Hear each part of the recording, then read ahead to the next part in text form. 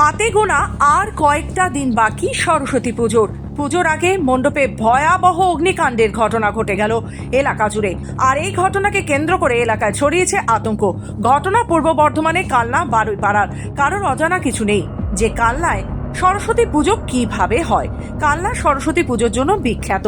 সেই কারণে পুজোর বেশ কয়েক মাস আগে থেকে ক্লাবগুলো ব্যস্ত হয়ে পড়ে সরস্বতী পুজোর অভিনব নিত্য নতুন প্যান্ডেল গড়তে। লক্ষ লক্ষ টাকা খরচ করে প্যান্ডেলের পেছনে।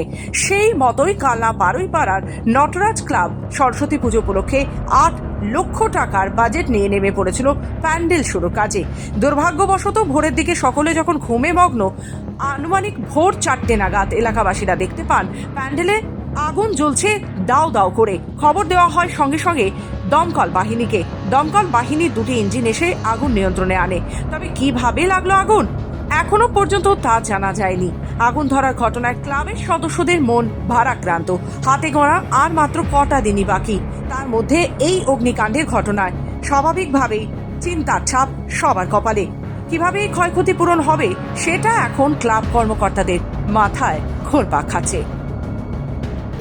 আজকে ভোর 4টের সময় বাড়িতে ডাকাডাকি যে ক্লাবের প্যান্ডেলে আগুন লেগে গেছে।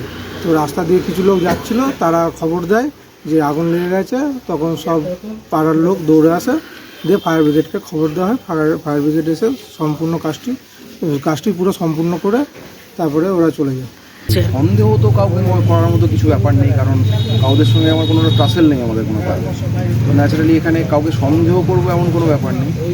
কোনো রকমভাবে অ্যাক্সিডেন্টলি কিছু একটা ঘটনা ঘটেছে, এখনো প্রপারলি জানি না কি হয়েছে, দেখতে হবে। কতটা পুড়েছে তাও?